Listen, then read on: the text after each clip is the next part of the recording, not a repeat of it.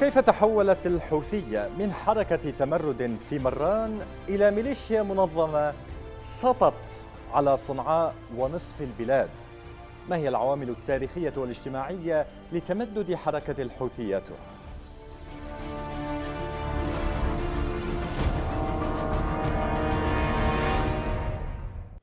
أهلا بكم. خلال سنوات قليلة تحولت الحركة الحوثية من مجاميع متمردة في جبال مران إلى حركة انقلابية سطت على العاصمة وقوضت العملية السياسية وأوقفت حركة الحياة. يقول كثيرون إن المتسبب الأبرز بذلك هو علي عبد الله صالح الذي قاد بحسبهم مشروعا للانتقام ممن رأى أنه السبب في إزاحته عن الحكم، فيما يرى آخرون أن هناك أبعادا اجتماعية وتاريخية أخرى متداخلة أفضت لذلك التغير. وبحسب مراقبين فمنذ تحرير عدن في يوليو 2015 لم تخض ضد ميليشيا الحوثي أي حرب حقيقية، فبعدها دخل التحالف في أجندة مشبوهة تؤول في نهايتها لخدمة المشروع الحوثي. أما الرئاسة والحكومة فمنذ انتقال أغلب قيادتها للإقامة في الرياض أصبح الفشل إذا لم تكن الخيانة هو عنوان أدائها طوال السنوات الماضية كما يقول اليمنيون. محصلة كل ذلك كانت تجزئة اليمن وتفتيته لصالح المشاريع الصغيرة، ويقول كثيرون إن جماعة الحوثي استغلت ذلك بتثبيت أركان حكمها وتقوية دعائمها السياسية والاجتماعية والعسكرية. ونحن هنا نتساءل: هل فعلا تحمل حركة الحوثي بذور فنائها بداخلها كما يقال؟ وماذا بإمكان اليمنيين أن يفعلوه لإنقاذ أنفسهم والأجيال القادمة في ظل هذا الوضع؟ لا تكشف ميليشيا الحوثي عن أعداد قتلاها، لكن ما تقوله الصورة هنا يؤكد أن الأمر كارثي. هذا العرض الجنائزي وما تقوله خارطة اتساع المقابر في عموم البلاد ربما يبدو مدخلا مناسبا للحديث عن الحركة الحوثية وعن مسارها صعودا وهبوطا. تمتد خارطة حروب الحوثية على مساحة واسعة من جغرافيا البلاد، كما تمتد زمنيا لما يقارب العقدين. خسرت الميليشيا خلالها الآلاف من أتباعها، واستطاعت تجنيد الآلاف أيضا، مخلفة الكثير من الأسئلة عن طبيعة الفكرة التي تستطيع بها تحشيد هذا الكم الهائل من الناس والزج بهم إلى المحرقة، على الرغم من تخلفها ومناقضتها للمنطق. تشتبك حركة الحوثي بكثير من القضايا والمفاهيم التي بقيت محور نقاش واسع داخل الأوساط اليمنية، من القبيلة إلى المذهب ومن الإمامة إلى الجمهورية، إلا أن الثابت هو أن تلك الجماعة التي كانت معزولة في جبال صعد شمال اليمن أصبحت الآن سلطة في عاصمة البلاد صنعاء، وتعمل بجد على تكريس سلطتها بكل أدوات القهر والعنف. رحلة طويلة في ظرف قصير عبرتها ميليشيا الحوثي من جبال مران حتى القصر الجمهوري، تغيرت فيها الكثير من ملامح السياسة والاجتماع اليمنيين، ليبقى المشهد اليمني معلقا على تساؤلات مهمة. هل ستبقى جماعة الحوثي هي ذاتها في الظرفين المختلفين؟ وما مدى قابلية الحوثية للبقاء والاستمرار؟ حتى اللحظة نجحت الحوثية في تحقيق ذاتها كحركة مسلحة تستحوذ على السلطة عن طريق العنف المبالغ فيه، إلا أن ذلك العنف ربما يكون أقصر الطرق إلى الفناء، خصوصا وأنها حتى اللحظة ما تزال تعتمد عليه كوسيلة وحيدة في مواجهة مجتمع يعارضها ويرفض سلطتها.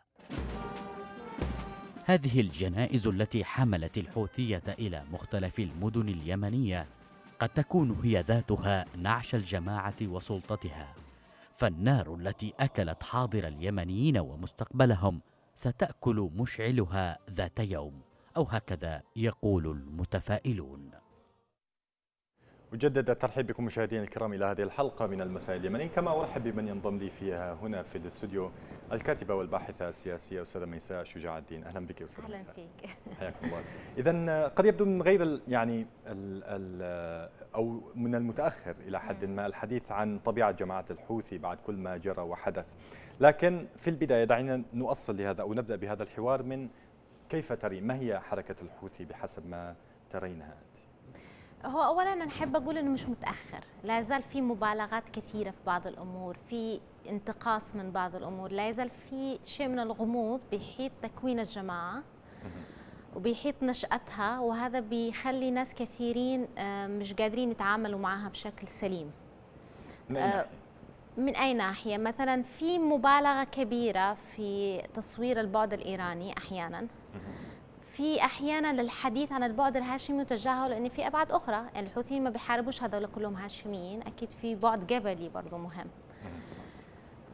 في بعد ايضا تاريخي، يعني المناطق اللي ثارت على الحوثي هي مناطق اصلا تاريخيا هي كانت دائما تثور على الامامه، يعني هذا شيء ملفت يعني، فاستأنفت شعورها بالتمرد او رغبتها بالتمرد تجاههم. هي كانت تثور على الامامه ام السلطه المركزيه؟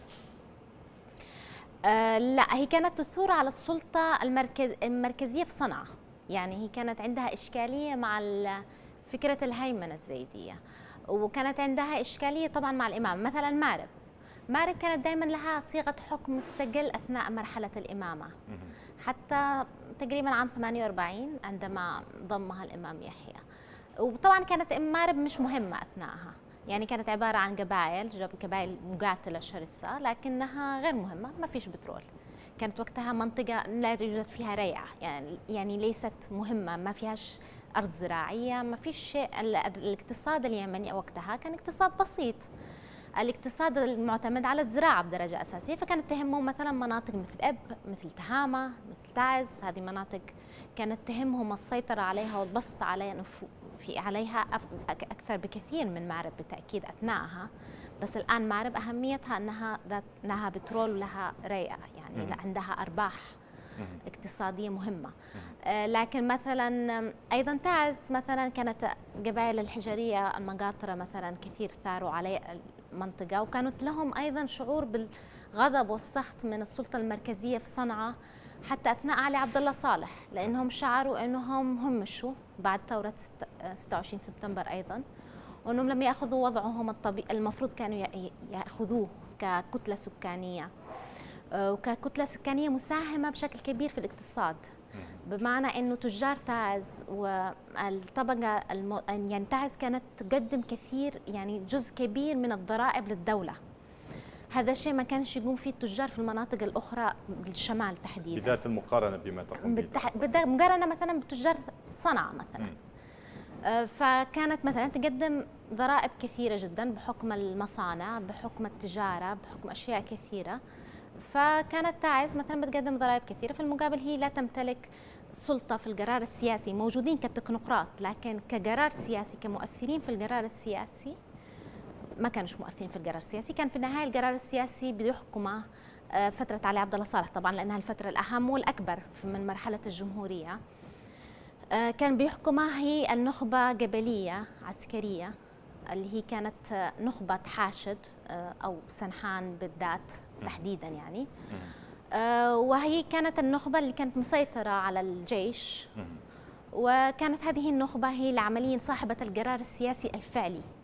لكن كالتكنوقراط مثلا عبد العزيز عبد الغني ممكن له تأثيره أيضا على مشاريع تنموية، على مسارات معينة في الدولة، لكن كقرار سياسي فعلي في النهاية هذا القرار السياسي كان محصور بنخبة سياسية وقبلية، بنخبة عسكرية وقبلية ضيقة، بدائرة ضيقة جدا حول صالح، وكانت هذه الدائرة هي مرتبطة بقبيلتها بدرجة أساسية. لكن يعني كل ما كان يعني نتحدث أكثر عن تاريخ الجماعة، ونتحدث أيضا عن مسألة يعني جماعة الحوثي كمحور لنقاشنا اليوم، ربما يجب أن يتبادر الذهن إلى مسألة حركة الشباب المؤمن بشكل كبير. ارتباطاتها الفكرية بحركة الشباب المؤمن. نعرف الآن أيضا أن محمد عزان مؤسس، يعني أحد مؤسسي الحركة وربما مؤسسها الأبرز، ليس راضيا عن أفعال الحركة اليوم.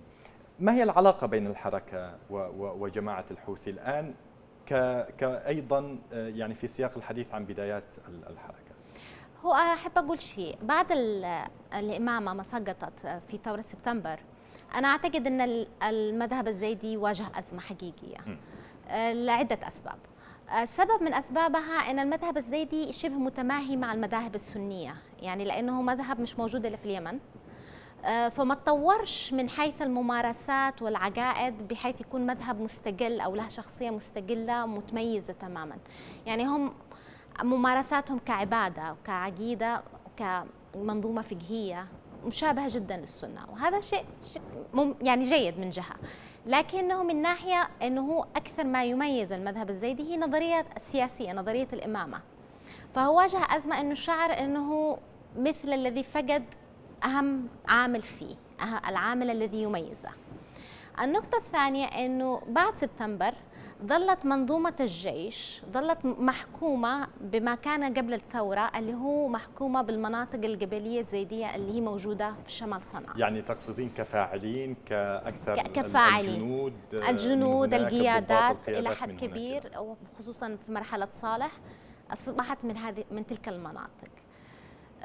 فبالتالي احنا عندنا حصل انفصال ما بين الزيدي كمذهب والزيدي كهوية مناطقية وقبلية ظلت موجودة. الزيدية كمذهب ظلوا محافظين عليها بعض العلماء ومعظمهم هاشميين، كان أبرزهم مجد الدين المؤيدي الذي كان مدرس بدر الدين الحوثي والد حسين الحوثي وعبد الملك الحوثي. فهؤلاء حصل مثل الشعور بعد الثورة وحالة التضييق عليهم، وبعدها بدأ الدعم السعودي لليمن الشمالي بحيث أنه يدعم الحركات الإسلام السياسي السني وأبرزها الإخوان المسلمين في مواجهة المد الشيوعي في الجنوب. هذا طبعا استفز إلى حد كبير مشاعر كثير من الزيود، وبالذات اللي هم الزيود اللي كانوا لسه متمسكين بالهوية الزيدية كبعد عقائدي. ومن بينها مثلا من أبرز الأمور كان مذهب معهد دماج، تأسيس دماج، معهد دماج اللي هو كان أهم مركز سلفي في وسط صعدة. كان يعني يمثل محاولة اختراق للمنطقة، يعني ما يمكن أن يكون الحصن أو مناطق التأثير الزيدية الكبرى. يعني طبعا هي معقلة الزيدية صعدة، فكان إنه تأسيس. طبعا هادي بن مقبل الوادع بالمناسبة هو من صعدة وهو كان زيدي، لكنه سافر للسعودية ولأنه كان يشعر أنه لأنه قبيلي أنه تم انتقاص من شأنه، فخرج عن الزيدية وأصبح سلفي متشدد. فأسس عاد من السعودية بعد مشكلة جهيمان العتيبي، لأنه اتهم أنه شارك معاه في احتلال الحرم المكي سنة 79. فعاد منها إلى صعدة وأسس المركز السلفي بدعم من السعودية أو بالدعم من أطراف قريبة من الأسرة المالكة، كان يعني ما كانش بدعم مباشر من الحكومة. وكانت طبعا الحكومة تشجع هذا النشاطات لأنها كانت تشوفهم خط دفاع أول ضد الشيوعية في الجنوب، كانت تشوف أنه هو الطرف العقائدي الأنسب في مواجهة الشيوعية هي الإسلام السياسي. لكن رأس النظام الحاكم حينها كان زيديا. ما هذا هو الانفصال اللي أنا بتكلم عنه، إنه هو الانفصال ما بين الزيدية كمنطقة وكقبيلة كان يمثلها علي عبد الله صالح، والزيدية كعقيدة وكمذهب كسلالة أيضا اللي كان بيمثلها الهاشميين بدرجة أساسية. حتى جاءت الوحدة أثناءها. أولا أحب أقول شيء، إنه بدأ حصل تواصل مبكر ما بين بدر الدين الحوثي وابن حسين الحوثي أو مع الإيرانيين بداية الثورة الإيرانية في الثمانينات. كتأثر، كحالة من التأثر التي شملت أيضا تيارات أخرى تيارات سنية الإسلام السياسي، نعم، حتى بما فيهم الإخوان، هذا صحيح. وزاروا إيران، كانت زيارات لا أكثر يعني. وزاروا إيران والتقوا بقيادات بما فيهم الخميني يعني. فهو حصل تأثر بأدبيات الثورة الإيرانية وبأسلوبها وبشعاراتها، ولكن لم يكونوا هم الوحيدين المتأثرين طبعا. لكن المسألة طبعا أخذت بعد مذهبي أكثر أو بعد طائفي أكثر بعد غزو العراق، هذه مرحلة متأخرة أكيد. بعد الوحدة لما انفتح المجال السياسي العام بدأ الزيود يتحركوا وقتها. فبدأ أول شيء حصل تأسيس حزبين زيديين، حزب اتحاد القوى الشعبية وحزب الحق. بالمناسبة حزب الحق كان له بيانين لافتين في البداية تأسيسه. حزب الحق شمل كل الشخصيات الزيدية المهمة بما فيهم مجد الدين المؤيدي، بما فيهم بدر الدين الحوثي، حسين الحوثي، الكل كان أعضاء في الحزب في حزب الحق. في حزب الحق، وكان حزب الحق وقتها كان يعني مؤمل له أنه يكون هو الممثل للإسلام السياسي الزيدي. حزب الحق كان له بيانين. أول شيء بيان أنه بيواجه الإمبريالية المتمثلة بالوهابية، هذا كان البيان يعني نقدر نقول عليه من البيانات التأسيسية للحزب. بعدها في بيان كان أحد أسباب الانشقاقات اللي حصلت للحزب وخروج فصائل مهمة منه أو شخصيات مهمة منه مثل مجد الدين المؤيدي وبدر الدين الحوثي وغيرهم، كان أحد الأسباب ولكن ليس السبب الوحيد.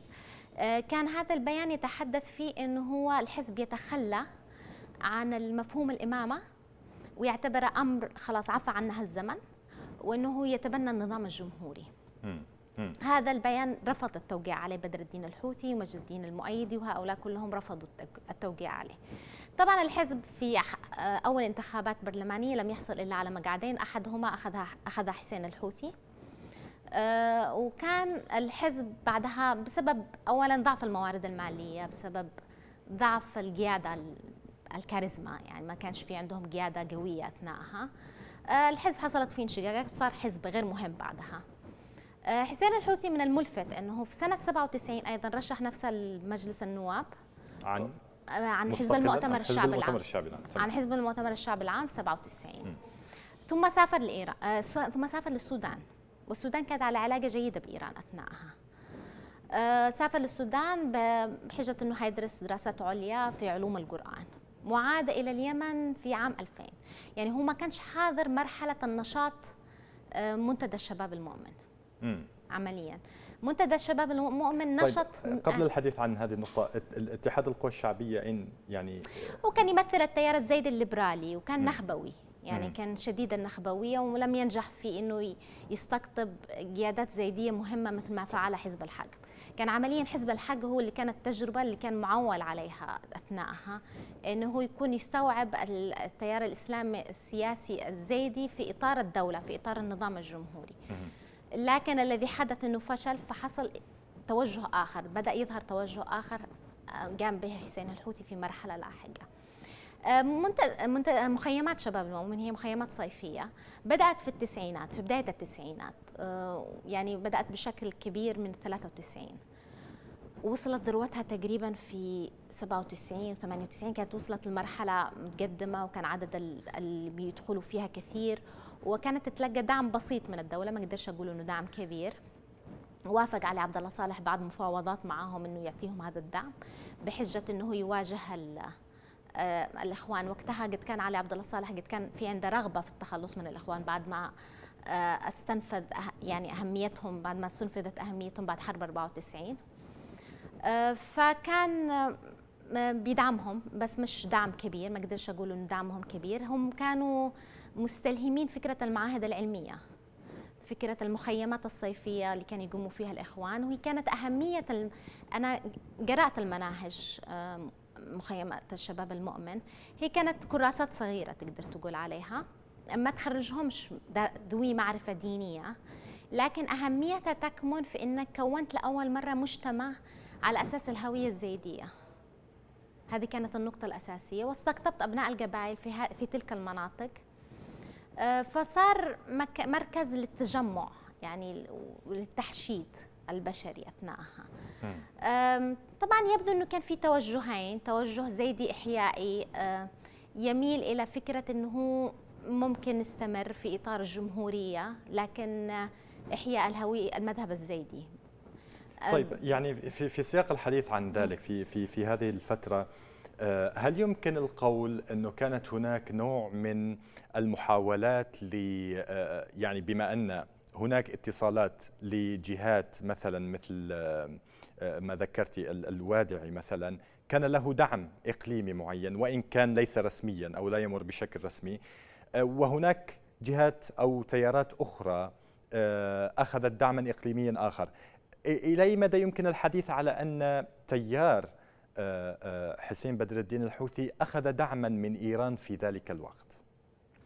هو جاب مرحلة متأخرة. أولا مرحلة المخيمات الشباب المؤمن ما كانش واضح لحد الآن تيار حسين الحوثي، كان حسين الحوثي مش موجود. يعني كان الدعم لازال دعمها دعما محليا، كان دعما محليا، ما كانش دعم إيراني. وإيران بالمناسبة هي لا تنفق كثير، يعني هي ما عندهاش كاش، ما عندهاش سيولة، وهي بطبيعتها لا تنفق كثير. فحتى تلك اللحظة كان الدعم محلي، وكانت إمكانياتهم مش كبيرة أصلاً، لكنهم نجحوا بشكل كبير لأنهم كانوا منظمين وإداريا كانوا جيدين، فنجحوا بشكل كبير باستقطاب كثير من الشباب القبائل في تلك المناطق، أبناء القبائل في تلك المناطق. نشاطهم لكن كان محصورا في ما يعرف بشمال الشمال. بالمنطقة الزيدية، ما كانش بيتجاوز هذه المنطقة، وهم استمروا. يعني حتى للتوضيح، المعذرة على المقاطعة، حتى من هم منسوبين للهاشمية في مناطق أخرى لم يؤيدوهم بشكل كبير، يعني حتى على مستوى حضرموت، على مستوى تعز، على مستوى مناطق أخرى أيضا، حتى مأرب ربما. حتى تلك اللحظة ما كانتش حركة مهمة، يعني ما كانش ينظر لها كحركة مهمة في تلك اللحظة.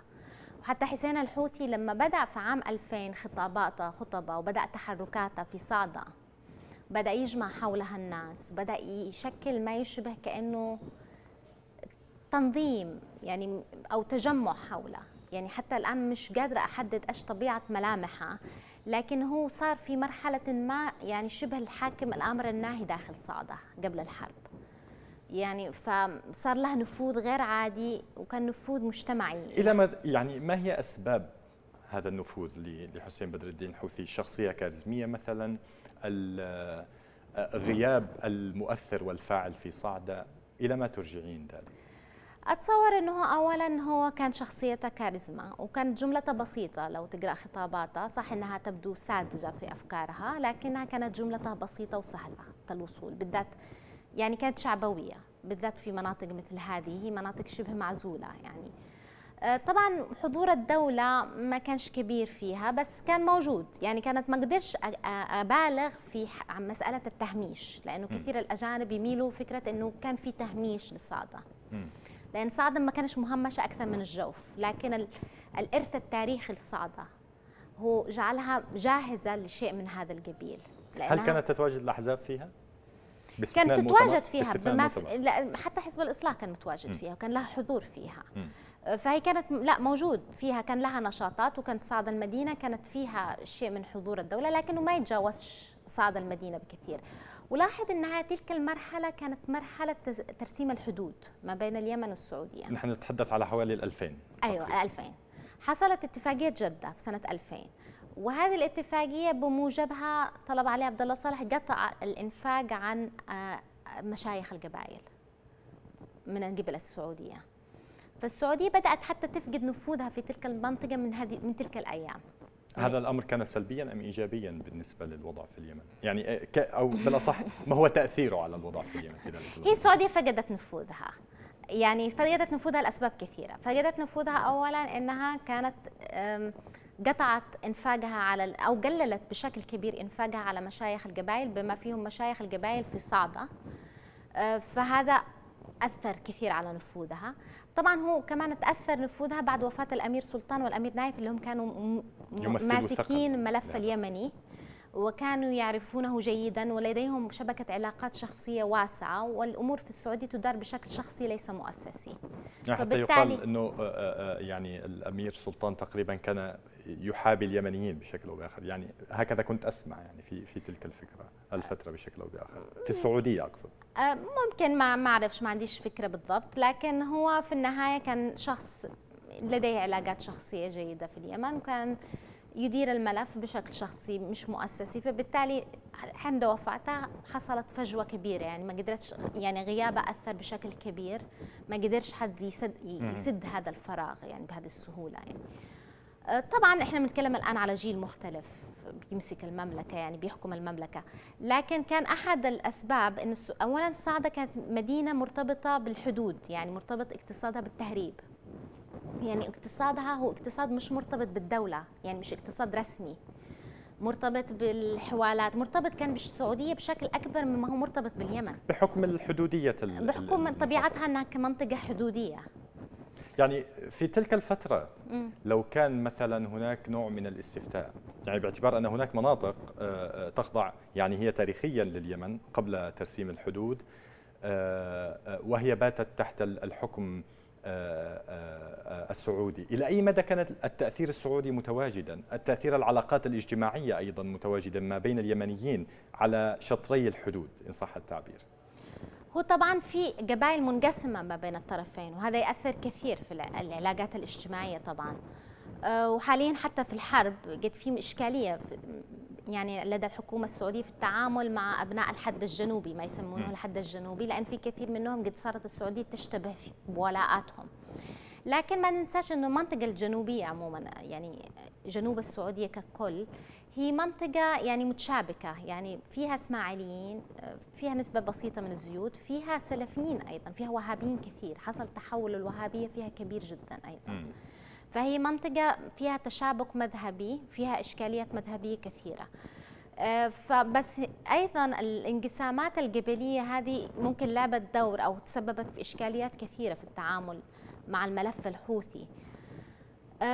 لكن أقدر أقول أن السعودية عندما كانت تتعامل مع الحوثيين لما حصلت تهدئة كانت تتعامل أكثر مع الهاشميين الموجودين عندها أكثر ما هي تتعامل مع القبائل اللي هم منقسمين ما بين هذا الطرف أو ذاك، يعني أو المقيمين عندها، وليس الهاشميين المقيمين في صنعاء إلا بشكل يعني قليل بسيط، لكن في هاشميين الموجودين مستوطنين في السعودية خاصة بعد خروج من الستينات، يعني بعد رعيها للإمامة في فترة من الستينات بالضبط. ومن الملفت أن السعودية هي كانت أصلا يعني إعادة تحالفاتها أكثر، لأنها بحكم أنه جنوبها هي الشمال الزيدي، فهي كانت دائما تحالفاتها معاهم أصلا، يعني فمن المفروض أنها خسرت هذا كل مرة واحدة يعني. طيب، يعني في سياق الحديث عن فترة ما بعد ترسيم الحدود، هناك من يعني تلك الفترة كانت ربما ذروة قوات علي عبد الله صالح، الحديث عن البحث عن الوريث، كان الحديث أيضا على إلقاء الفرقة الأولى وتيار علي محسن الأحمر السياسي بمواجهة في حروب صعدة في الفترة اللاحقة، الحديث على أن هناك تقوية لتيار أحمد علي عبد الله صالح والحرس الجمهوري واتصالاته مع يعني شخصيات زيدية كثيرة أيضا. كيف كان الوضع إلى حين لنقل ثورة 11 من فبراير من هذه الناحية؟ هو طبعا الحرب بدأت بعدها بعدة سنوات في 2003 واستمرت. هي كانت في البداية هو كان عددهم بسيط يعني، وكان حتى حجم تسليحهم مش كبير يعني، وحتى الجولة الثانية برضو كانوا لا يزالوا ضعيفين يعني. بدأوا يظهر شكل من أشكال التنظيم، وبدأ يظهر اسم عبد الملك الحوثي كقيادي من الجولة الثالثة من القتال.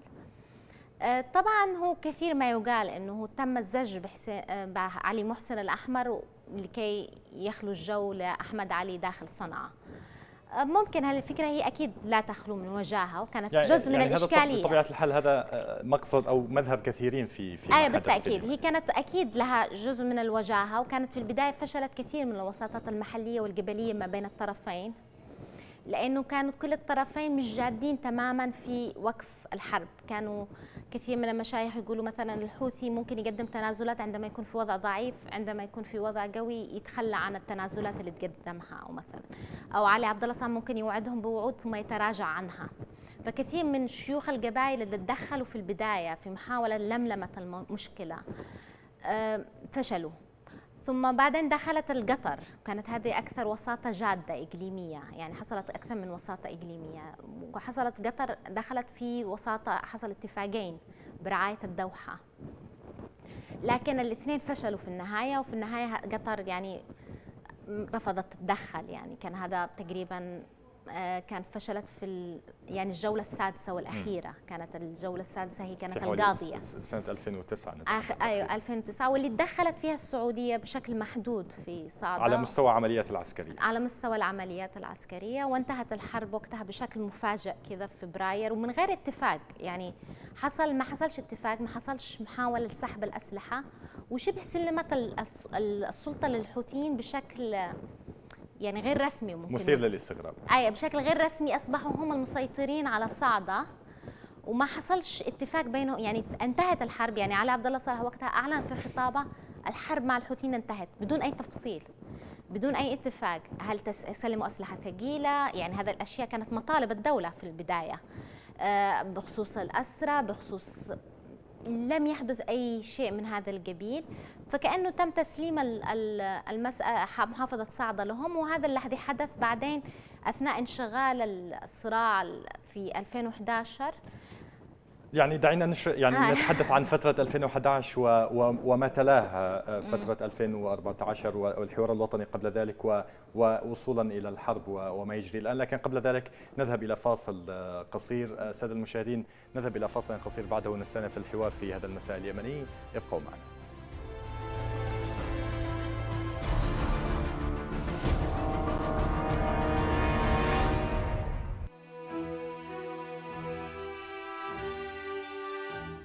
الموت دعوتها وشعارها،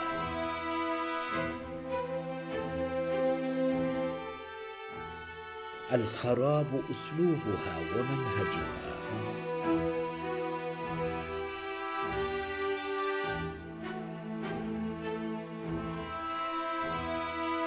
الحياة وكل ما فيها أعداؤها.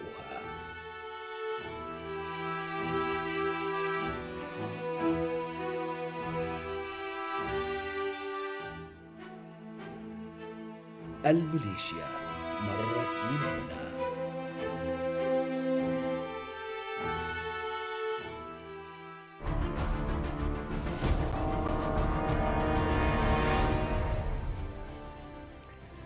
اهلا بكم مجددا مشاهدينا الكرام الى هذه الحلقه من المساء اليمني. اجدد الترحيب بك السيده ميساء شجاع الدين، اهلا وسهلا. يعني في سياق الحديث عن حركه الحوثي ما بعد 2011، يعني من كان مضادا لهذه الثورة يقول بعد ذلك، بعد ما رأى من الحوثيين ما رأى، أن شفتوا أنتم دخلتوا الحوثيين لصنعاء. اللي مؤيدين لثورة 11 من فبراير يقولون نحن رحبنا بهم بدون أسلحة. فترة الثورة، انشغال اليمنيين بمؤتمر الحوار الوطني وانتهاء بوصول الحوثيين إلى صنعاء، ما الذي أثر لتعاظم دور يعني جماعة الحوثي؟ هل هل اشتغلت السياسة بشكل جيد لدرجة أنها ألهت الناس عما يحدث في صنعاء وصولا إلى أنها فاجأتهم في 2014، أم أن المسألة مختلفة؟ هو أولا الحوثي لعب على تناقضات السلطة وقتها، يعني على حالة الصراع التي حدثت في 2011. هي جزء منها كانت انتفاضة شعبية، وجزء منها كان حصل انقسام داخل السلطة. في اللحظة مثلا اللي علي محسن انضم فيها للثورة بدون ما حد ينتبه انه في نفس اللحظة الحوثي استغل هذه اللحظة الانشغال وعزل محافظ الدولة وعين فارس مناع محافظ شخصي له داخل محافظة صعدة، لتصبح صعدة أول محافظة تخرج عن سيطرة الحكومة المركزية بشكل كامل، يعني بشكل رسمي، يعني أن محافظ الدولة مش موجود. فهو استغل حالة الانقسام السياسي التي حدثت من 2011 واستمرت ل 2014. هو استغل حالة الفراغ السياسي أيضا. يعني علي عبد الله صالح يرغب في الانتقام، وخصومه لا يمتلكون بدائل. يعني هم كانوا يتحدثون، رفعوا سقف التوقعات الجماهير بشكل كبير في 2011 باعتبار ثورة، ويعني خطاب ثوري حالم، وفي وقتهم ما عندهمش بدائل حقيقية، يعني لا يمتلكوا برامج سياسية أو اقتصادية، لا يمتلكوا فعلا بديل فعلي أو إدراك فعلي لحجم مشاكل اليمن. ومشاكل اليمن هي عميقة، يعني هي أعمق من إنها مجرد تكون بس مجرد صالح والفساد، وإن الفساد حنشيل فلان وعلان والفساد ينتهي. يعني هم أيضا هم يتحدثون في ذلك الوقت على أنه صالح بقي ممسكا بالسلطة بشكل أو بآخر. صالح بيجي ممسك بالسلطة ممكن، لكن في النهاية أنت لما تتكلم عن الجيش مثلا، أيضا الجيش ولاء الشخص اللي يدفع له مرتبات، يعني اللي هو كان هادي، الشخص اللي بيعينه، الشخص اللي بيتحكم فيه برضه. هادي ما كانش انه هو خالي من السلطه، يعني ما كانش انه هو شخص لا يمتلك السلطه، لا حول له ولا قوه يعني بهذا الشكل يعني. لكن تم الاستخفاف بالحوثيين، حصل حاله جماعيه من الاستخفاف بالحوثيين وبخطرهم. والحوثيين هم شافوا ان المسار السياسي مسار لن ينفعهم كثيرا، يعني هم لو دخلوا انتخابات كم حيحصلوا؟ كم عدد الكراسي اللي ممكن يحصلوها في أي مجلس. هل كانوا اتصلوا خارجيا في ذلك الوقت؟ يعني ما هو حجم، يعني بعيدا عن إيران، عن وضعهم بالنسبة ل ربما إذا كانت هناك محادثات مع السعودية أو ما شابه، لكن هل كانت لهم اتصالات مع الدول الكبرى المؤثرة في المشهد اليمني؟ الدول الكبرى ممكن، بس ما اعتقدش انها كانت اتصالات ذات اهميه. ممكن اثناء مؤتمر الحوار الوطني حصلت لقاءات بينهم وبين دبلوماسيين غربيين مثلهم مثل غيرهم، لكن هم كان ممكن من احد اسباب قوتهم انهم الطرف الوحيد الذي لم يعول على الخارج. هم عمليا الطرف الوحيد الذي لم يعول على الامم المتحده، ولم ينتظر من الامم المتحده انها تحل مشاكل اليمن. كانت احد اكبر اشكاليات الاحزاب اليمنيه كلها انها تبدو كانها شاخت، كأنها صارت عاجزة، وتنتظر من مبعوث الأمم المتحدة أنه هو يتصرف معها كأنه شيخ القبيلة وكأنه صاحب البلد. كان جمال بن عمر يتصرف بهذا الشكل، وليس فقط كوسيط، بل أصبح أيضا كأنه حاكم فعلي لليمن. كل الأحزاب استسلمت لهذا الوضع العجيب الغريب لشخص بلا نفوذ حقيقي داخل الدولة، وفي النهاية إحنا اللي بنعطيه هذا النفوذ، هو ليس نفوذه. لكن هذا الفراغ السياسي الذي لم يكن بالإمكان أنه في قوة خارجية تسيطر عليه، يعني تستطيع أن تملأه تماما، استطاع الحوثي كقوة داخلية الوحيدة التي لم تعول على الأمم المتحدة ولم تنتظر لها منها حل مشاكلها، ولم يكن يعنيه العالم. هو لا لديه أرصدة مع العالم، ليس لديه علاقات بالعالم، هو لا يهمها العالم، هو يهمها السيطرة على السلطة، وهو شاف أن السلاح هو أكثر الطرق بالنسبة له. أنا بالنسبة لي لو دخلت انتخابات لن أربح حتى ترتل الحكومة، لن أخذ شيئا في الحكومة هذه، أي حكومة مقبلة تشكلها الانتخابات. لكن أنا لو دخلت عن طريق السلاح أنا أستطيع أن أكون أقوى طرف مسلح، وأستطيع أن أكون الطرف الأقوى داخل أي حكومة. ما الذي استغله؟ هل استغل، يعني ما هي الأشياء التي استغلها الحوثي في ذلك الوقت لأن يصل إلى صنعاء ومن ثم يتمدد إلى نصف أراضي الجمهورية اليمنية تقريبا؟ هو أولا غير تناقضات. مثلا عندما دخل عمران كان الهدف من إسقاط بيت مشيخة الأحمر. هو وقتها استغل الأعداء أو خصوم آل الأحمر في المنطقة، بما فيهم علي عبد الله صالح، بما فيهم شخصيات أحيانا قبلية، بما فيهم شخصيات كان أحد القيادات القبلية اللي يعني ساعدت معه، كانت واحد منهم كان من الحزب الاشتراكي، كان الشيخ القبيل الغول أو لا يحضرني اسمها الأول. فبالتالي هم دائما كانوا يستفيدوا من الانقسامات. بمعنى مثلا الحوثيين استفادوا من فكرة أن بكيل كان عندها شعور بالمظلومية، أنها في ثورة سبتمبر كانوا كل الرؤساء اللي أصولهم قبلية من حاشد، وحاشد هي أصغر من بكيل لكن أكثر تنظيما، فأصبحت الثورة أكبر المستفيدين في السلطة هم حاشد، وفي منافسة دائمة وتاريخية ما بين بكيل وحاشد. فهم مثلا نجحوا في استثمار هذه الخصومات القبلية، فهم دائما ناجحين في استثمار الخصومات القبلية، فأسقطوا مشيخة الأحمر في عمران وصار الطريق للصنعاء مفتوح أمامهم. واقتصاديا لم تكن هناك عليهم تكاليف كثيرة؟ اقتصاديا إيش المكلف في العملية؟ يعني إيش المكلف في العملية بالنسبة لهم؟ هم في الأخير كانوا جماعة عقائدية وبيحشدوا، وعلي عبد الله صالح وقتها قد بدأت تظهر ملامح التحالف بينهم وبين بعض، صارت في عندهم أهداف مشتركة. هم هدفهم الاثنين إنهاء العملية السياسية. علي عبد الله صالح يريد إثبات إنه 2011 انتهت وإنها فشلت. هم يريدوا إنهاء العملية السياسية لأنهم لا يستطيعوا خوض انتخابات. هم الطرفين لديهم عدو مشترك اللي هو حزب الإصلاح. الحوثي لأسباب عقائدية، إنه يرى حزب الإصلاح منافس عقائدي له داخل مناطقه الزيدية، بينما علي عبد الله صالح يرى حزب الإصلاح هو كان غريمة في 2011، وإن بعض قياداتها كان بيتهمهم بالتورط في عملية اغتياله. كان أيضا هم في الأخير لحظة من اللحظات شكلوا التحالف المناطقي المكتمل لهذه المنطقة. علي عبد الله صالح يمثل البعد القبلي والمناطقي، العصبية القبلية والمناطقية، وهم يمثلوا العصبية المذهبية والسلالية. فكان مثل اجتماع أو توحد لهذه العصبية، خاصة بعد تمرير التقسيم الفيدرالي اللي كان الطرفين يرفضوه، لأنهم كانوا يرفضوا أنه إقليم آزال يصبح بلا منفذ بحري وبلا أي منطقة. كانوا يطالبوا بالجوف على اعتبار أنها احتمال يكون فيها ثروة بترولية ومنفذ بحري في حجة. فرفض هذه التسوية، وهم شافوا أن هذه كأنها عزل المنطقة الزيدية، وهي منطقة بلا موارد عملياً، يعني لا تمتلك منفذ بحري، لا تمتلك موارد اقتصادية، فيعني نظروا لها كأنها محاولة لحشرهم.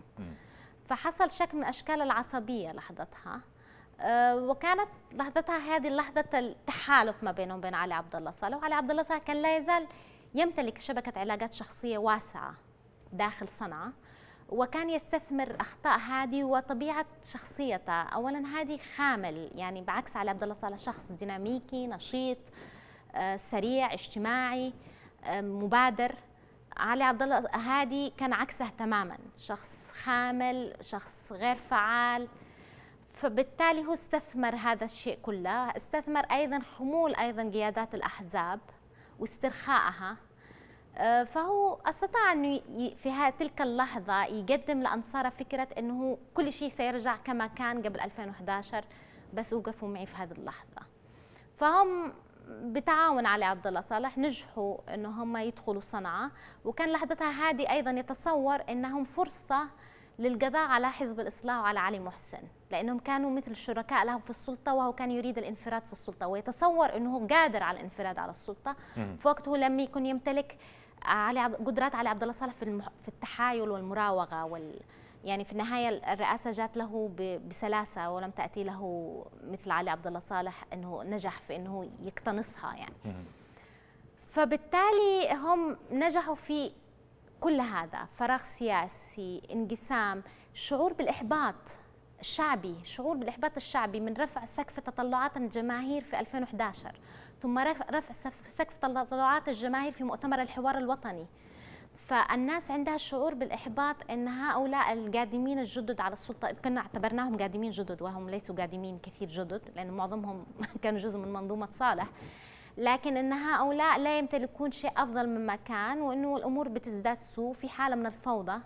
بالذات المنظومة الأمنية كان ممسك فيها علي عبد الله صالح بشكل جيد، وهي فعلا عمليا كانت لا يزال تحت سيطرته. يعني هذه أكثر من المنظومة العسكرية، هذا الشيء اللي ممكن ما يلاحظش ناس كثيرين، إن أقسام البوليس ما كانتش بتشتغل بشكل فعال في تلك المرحلة. يعني تمت هيكلة الجيش لم ينظر إلى الأمن بشكل مهم. لم ينظر للأمن بشكل مهم، فالناس شعروا بأنه إحنا في حالة فوضى، انقطاع الكهرباء، الآن بدأت رفع أسعار جديد. فالناس في كثير ناس رحبت بدخول الحوثي، ما كانش عندها إشكالية بدخولهم. وتم ما تم وحدث ما حدث، يعني بات الآن الحوثيون هم يعني بعد مواجهتهم لعلي عبد الله صالح هم المسيطرين. ما الذي يبقي الحوثي؟ لأنه هناك كثيرون يتحدثون على أن الحوثية تحمل بذور فنائها بذاتها، عندما ينظرون إلى المسألة ببعدها العنصري إلى حد ما والاستعلائي بشكل أو بآخر. هل تتفقي مع هذا القول؟ على ماذا يعني تعيش الحركة الحوثية الآن؟ الحركة الحوثية بتعيش بشكل أساسي على الحرب الحالية. الحرب الحالية على أساسها قادرين يحشدوا في طرف عدو خارجي، فهم بيحشدوا لأسباب وطنية، يعني لا يزال خطابهم وطني. لاحظ أنهم لما كانوا لا زال قبل التدخل السعودي كان خطاب الطائفي بدأ يظهر. داعش هم كانوا بيتستروا وراء داعش، لكن أصبحت كلمة داعش تطلق على كل خصومهم. كل خصومهم طائفيين، كل خصومهم متعصبين طائفيا، كل خصومهم متعصبين مناطقيين. كان نوعية الخطاب مش وطني إطلاقا، يعني كان يثير النزاع والضغينة بسهولة، يعني كان خطاب مكشوف. لكن الخطاب أصبح وطني، إحنا بندافع عن اليمن في عدوان خارجي، وهذا بيحشد كثير على مستوى الشباب، على مستوى أبناء القبائل بشكل جيد يعني، وبيلعب دور جيد جدا. هم بيحاولوا أدلجة المجتمع، يعني يحاولوا أن هم يعملوا تحول أيديولوجي داخل المجتمع.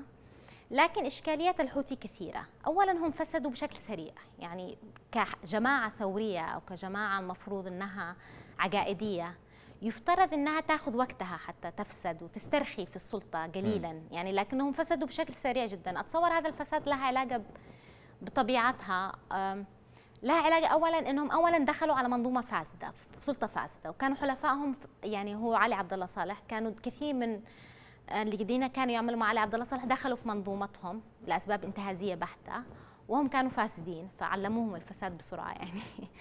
وايضا هم منفصلين عن المجتمع، يعني كانوا جايين من منطقه شبه معزوله عن المجتمع. لاحظ انهم اول ما دخلوا صنعاء كان كثيرين سخروا منهم انه هم مثلا مندهشين من اشارات المرور، من حاله الكهرباء، من سير الشوارع، يعني كانوا ناس ريفيين بسيطين.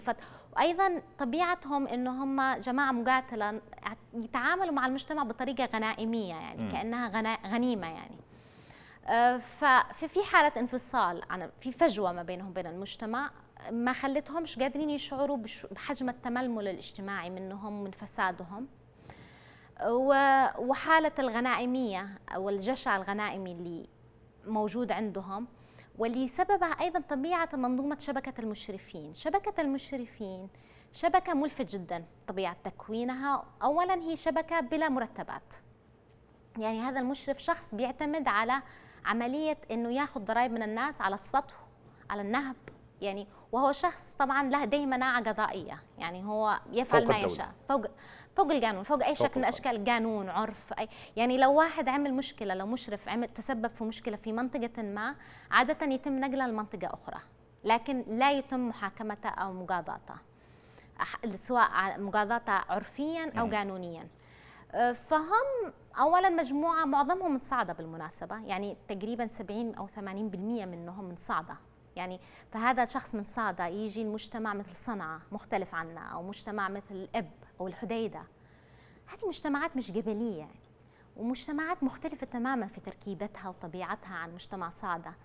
لما يجي وهو مسؤول عن هذا المجتمع، اولا هو شخص معزول عن هذا المجتمع ولا يعرفه ولا المجتمع يعرفه، يعني العلاقه ما بينهم شبه منفصله بين المجتمع. فستؤثر في فبالتالي هو بيتعامل مع المجتمع بتعالي، والمجتمع بيتعامل معه بنقمه او بكراهيه مكبوته بسبب القمع الامني، يعني بسبب الخوف يعني. فهم اولا هي الشبكه قايمه على العصبيه بدرجه اساسيه، وهم معتمدين على صعدة، يليها ممكن المحويت، حجة، يعني معظمها محافظات معينة، ومعظمها محافظات معزولة، يعني طبيعة مجتمعاتها فيها عزلة وقبلية، مختلفة عن طبيعة مجتمعات مثل صنعاء وأب والحديدة وهذه المجتمعات الكثيفة سكانيا اللي بيتحكموا فيها. على كل حال يطول الحديث فيما يتعلق بتركيبة جماعة الحوثي، وربما كيف يمكن لليمنيين أن يواجهوهم. نحن وصلنا إلى نهاية الوقت، أخذنا الوقت بطبيعة الحال. أشكرك جزيل الشكر سيدة ميساء شجاع الدين على تواجدك معنا اليوم في هذه الحلقة. أهلا فيك وشكرا. شكرا لك. شكرا على الاستضافة. الشكر لكم موصول مشاهدينا الكرام على حسن المتابعة والإنصات. في ختام هذه الحلقة تقبلوا تحياتي وتحيات طاقم العمل الفني والتحريري. إلى اللقاء.